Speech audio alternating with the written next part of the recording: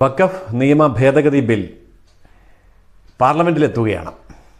പാർലമെൻറ്റിലേക്ക് എത്തുമ്പോൾ രാജ്യമാസകലം വഖഫ് നിയമ ഭേദഗതി ബില്ലിനെതിരായിട്ടുള്ള വലിയ കുപ്രചരണങ്ങൾ കൊടുമ്പിരി കൊള്ളുകയാണ്. അതുകൊണ്ട് തന്നെ ഈ വിഷയങ്ങളിൽ ഇപ്പോൾ ഉയർന്നിരിക്കുന്ന ചോദ്യങ്ങളും ആശങ്കകളും അവയ്ക്കുള്ള മറുപടികളും എന്ന നിലയിൽ നമുക്ക് ഈ വിഷയം കുറെ കൂടി അടുത്തു നിന്ന് പഠിക്കാം. വഖഫ് നിയമ ഭേദഗതിയെ എതിർക്കുന്ന കോൺഗ്രസ്, കമ്മ്യൂണിസ്റ്റ്, മുസ്ലിം ലീഗ് അടക്കമുള്ള പാർട്ടികൾ ഇന്ന് മുന്നോട്ട് വയ്ക്കുന്ന ചില കാര്യങ്ങൾ, ഇത് ശരിക്കും പറഞ്ഞാൽ അമുസ്ലിം അംഗങ്ങളെ കൊണ്ടുവരുന്നത് എന്തിനാണ്? ഇങ്ങനൊരു ചോദ്യമുണ്ട്. വഖഫ് ബോർഡിൽ അമുസ്ലിം അംഗങ്ങളെ കൊണ്ടുവരുന്നു. കേട്ടാൽ ആർക്കും തോന്നും അത് വളരെ മോശമല്ലേ. ഇപ്പം ദേവസ്വം ബോർഡിൽ ഹിന്ദുക്കളല്ലാത്തവരില്ലല്ലോ, പള്ളി കമ്മിറ്റിയിൽ ക്രിസ്ത്യാനികളല്ലാത്തവരില്ലല്ലോ, അപ്പോൾ പിന്നെ വഖഫ് ബോർഡിൽ അമുസ്ലിം അംഗങ്ങളെ കൊണ്ടുവരേണ്ട കാര്യമുണ്ടോ? ആർക്കും ഒറ്റ നോട്ടത്തിൽ കേട്ടാൽ ശരിയാണെന്ന് തോന്നും. പക്ഷേ ഇവിടെ നമ്മൾ മനസ്സിലാക്കേണ്ട ഒരു കാര്യം, വഖഫ് എന്ന് പറയുന്ന സംവിധാനം ഇന്ത്യയുടെ ഭരണഘടനയ്ക്കും ഇന്ത്യയിലെ സുപ്രീം കോടതിക്കും മുകളിലാണ്. അതായത് നമ്മുടെ രാജ്യത്ത് 1995-ലുണ്ടായ ഭേദഗതിയോടുകൂടി ഇന്ത്യൻ ഭരണഘടനയിൽ വഖഫ് നിയമങ്ങൾക്ക്, അതായത് ശരിയ നിയമങ്ങൾക്ക് ഇന്ത്യൻ ഭരണഘടനയ്ക്ക് മുകളിൽ സ്ഥാനം അനുവദിച്ചു കൊടുത്തു അന്നത്തെ കോൺഗ്രസ് ഗവൺമെൻറ്. അങ്ങനെ വരുമ്പോൾ ഈ വഖഫ് നിയമത്തിൻ്റെ അടിസ്ഥാനത്തിലുള്ള തീരുമാനങ്ങൾ എടുക്കുന്നത് മുസ്ലിം മതപണ്ഡിതന്മാർ മാത്രം അടങ്ങുന്നതായ ഒരു കോടതിയാണ്, മതക്കോടതിയാണ്, മുസ്ലിം കോടതിയാണ്. ആ കോടതിക്ക് ബാക്കി എല്ലാവരെയും വിളിച്ച് വിചാരണ ചെയ്യാനുള്ള അധികാരമുണ്ട്. സർക്കാർ ഉദ്യോഗസ്ഥന്മാരെ, ജില്ലാ കളക്ടറെ അടക്കം വിളിച്ചു വരുത്താൻ സാധിക്കും. അതുപോലെ ഏത് വിഭാഗത്തിൽപ്പെട്ട മതവിഭാഗത്തിൽപ്പെട്ട ജനങ്ങളെയും ആ കോടതിക്ക് മുമ്പിലേക്ക് സമൻസ് അയച്ച് വരുത്താനായിട്ട് സാധിക്കും. അവർക്ക് അവിടെ വിചാരണ ചെയ്ത് തീരുമാനമെടുക്കാനും സാധിക്കും. അപ്പോൾ ഒരു ചോദ്യമുണ്ട്, ഒരു മതക്കോടതിയുടെ മുമ്പിൽ മറ്റൊരു മതസ്ഥനാണ് വരുന്നതെന്നിരിക്കട്ടെ. ഇപ്പം ധാരാളം ഹിന്ദുക്കളുടെ ഭൂമിയും ക്രൈസ്തവരുടെ ഭൂമിയും ഇപ്പോൾ വഖഫിൻ്റെ കയ്യിലുണ്ട്. ഈ വഖഫ് എന്ന് പറയുന്നത് 1,20,000 ചതുരശ്ര കിലോമീറ്റർ വരുന്ന വലിയ ഒരു ഭൂമിയാണ്. നമ്മുടെ കേരളം എന്ന് പറയുന്ന സംസ്ഥാനം പോലും 38,000 ചതുരശ്ര കിലോമീറ്ററേ ഉള്ളൂ. അപ്പോൾ കേരളത്തിൻ്റെ 4-5 ഇരട്ടി വലിപ്പമുള്ള ഭൂമിയാണ് ഇന്ത്യയിൽ വഖഫിൻ്റെ കയ്യിലുള്ളത്.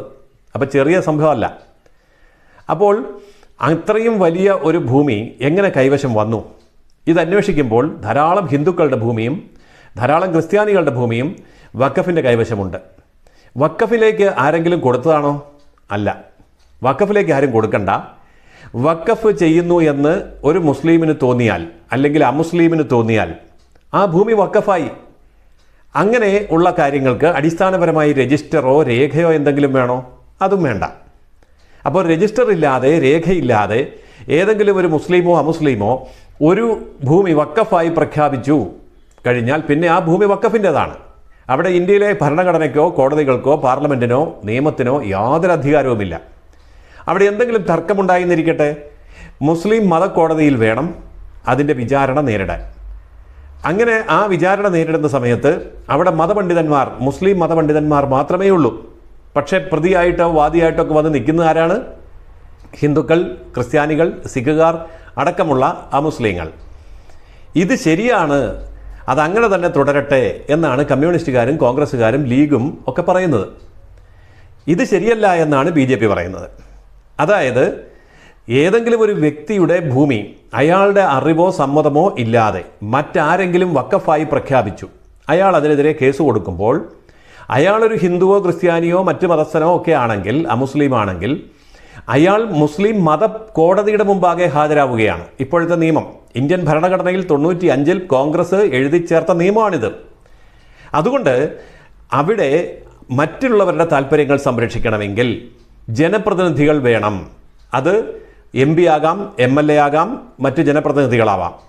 കളക്ടർ വേണം, അതായത് ജില്ലാ കളക്ടർ, റവന്യൂ ഭൂമിയുടെ അധികാരി. ഈ ജനപ്രതിനിധികളും കളക്ടറുമൊക്കെ അമുസ്ലിങ്ങളായേക്കാം, അവരെല്ലായിടത്തും മുസ്ലിങ്ങളാവില്ലല്ലോ. അപ്പോൾ ഇതിനെയാണ് അമുസ്ലിങ്ങളെ കയറ്റുന്നു എന്നുള്ള ആരോപണം കൊണ്ടുവരുന്നത്. ഇതുകൂടാതെ വേറെയുണ്ട് ആരോപണങ്ങൾ, അത് വലിയ ഉച്ചത്തിലാരും പറയുന്നില്ല. വഖഫ് ബോർഡിൽ സുന്നി വിഭാഗമല്ലാതെ വേറൊരു വിഭാഗത്തിനും ഇന്ന് വരെ പ്രാതിനിധ്യമില്ല. ഇന്ത്യയിൽ കേരളത്തിൽ പോലും 28 ജാതി മുസ്ലിങ്ങളുണ്ട്. അതിൽ ഒരു ജാതി മാത്രമാണ് സുന്നി. ആ സുന്നിക്ക് മാത്രമേ വഖഫ് ബോർഡിൽ പ്രാതിനിധ്യമുള്ളൂ. ബാക്കി 27 ജാതികൾക്കും പ്രാതിനിധ്യമില്ല. ഇന്ത്യയിലെ മറ്റ് സംസ്ഥാനങ്ങളെയും കൂടെ കൂട്ടിയാൽ 100 കണക്കിന് മുസ്ലിം ജാതികളുണ്ട്. അവർക്ക് ആർക്കും പ്രാതിനിധ്യമില്ല. സുന്നി എന്ന് പറയുന്ന ഒരു ജാതിയുടെ കയ്യിലാണ് വഖഫ് ബോർഡ് ഇരിക്കുന്നത്. ഇതും ശരിയല്ല. മറ്റ് ജാതിക്കാർക്കും കൂടെ അവിടെ പ്രാതിനിധ്യം വേണമെന്നാണ് പുതിയ നിയമം ഉദ്ദേശിക്കുന്നത്. മറ്റൊന്ന്, സ്ത്രീകൾക്ക് പ്രാതിനിധ്യം കൊടുക്കണം.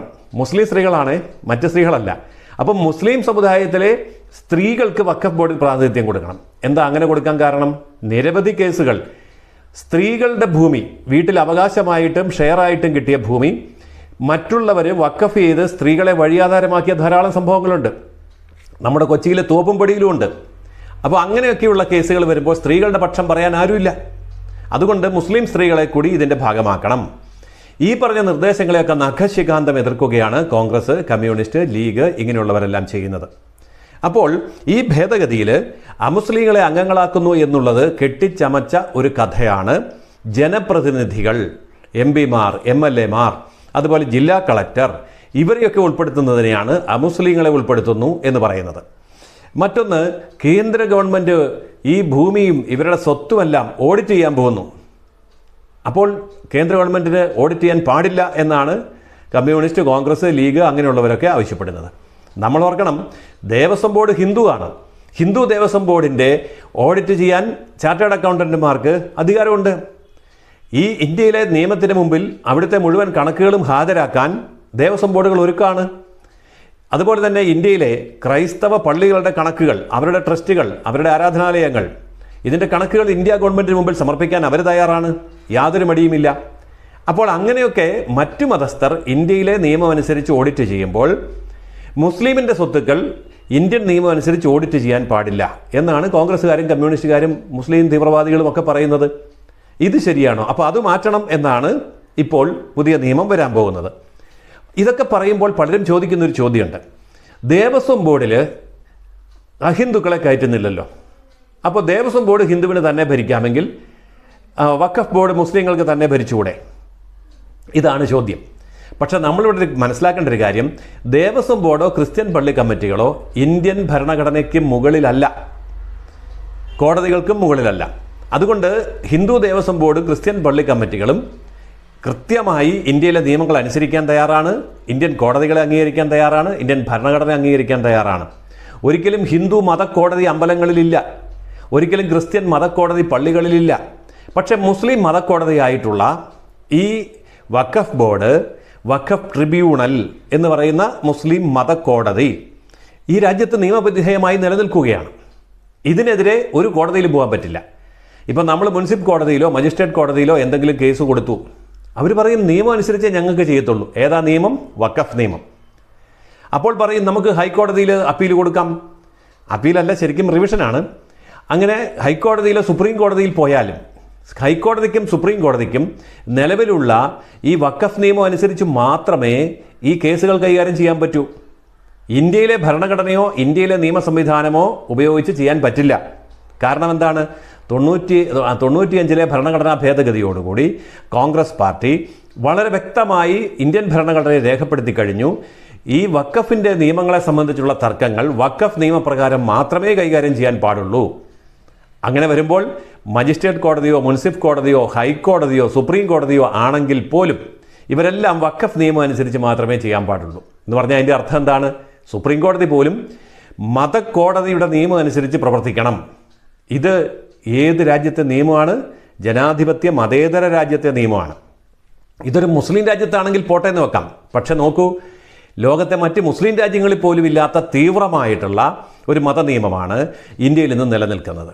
ഇത് തുടരണം എന്ന് കോൺഗ്രസും കമ്മ്യൂണിസ്റ്റുകാരും മുസ്ലിം തീവ്രവാദികളും ആഗ്രഹിക്കുമ്പോൾ ഇത് പാടില്ല എന്ന് BJP പറയുന്നത് BJPക്ക് എന്തെങ്കിലും നേട്ടം കിട്ടാൻ വേണ്ടിയല്ല, മറിച്ച് മുസ്ലിം സമുദായത്തിലെ ഈ പീഡനം അനുഭവിക്കുന്ന സ്ത്രീകൾക്ക് ഇതിൽ നിന്ന് മോചനം കിട്ടും. മറ്റൊന്ന്, ഈ വഖഫ് ബോർഡിൻ്റെ മുമ്പിലുള്ള കേസുകൾ, ലക്ഷക്കണക്കിന് കേസുകളിൽ മഹാഭൂരിപക്ഷം കേസുകളും മുസ്ലിങ്ങൾ തന്നെ കൊടുത്തിരിക്കുന്ന കേസുകളാണ്. കാരണം മുസ്ലിങ്ങളുടെ ഭൂമി വഖഫ് ബോർഡ് തട്ടിയെടുത്തു എന്ന് പറഞ്ഞിട്ടുള്ള കേസുകളാണ്. അപ്പോൾ മുസ്ലിങ്ങൾക്കാണ് ഇതിൻ്റെ ഏറ്റവും വലിയ പ്രയോജനം കിട്ടാൻ പോകുന്നത്. പക്ഷെ തെറ്റിദ്ധരിപ്പിക്കുകയാണ്, ഇതാ മുസ്ലിങ്ങളുടെ വഖഫ് ഭൂമിയെല്ലാം BJP ഗവൺമെൻറ് എടുത്തുകൊണ്ട് പോകാൻ വരുന്നു, അതുകൊണ്ടാണ് ഈ നിയമം മാറ്റുന്നത് എന്ന് പറഞ്ഞ് ഭയം ജനിപ്പിക്കുകയാണ്. കള്ളപ്രചരണമാണ്. അതുകൊണ്ട് ഈ കള്ളപ്രചരണങ്ങൾക്കെതിരെ ഈ യാഥാർത്ഥ്യങ്ങൾ നമ്മൾ മനസ്സിലാക്കണം എന്നാണ് എനിക്കുള്ള അഭ്യർത്ഥന.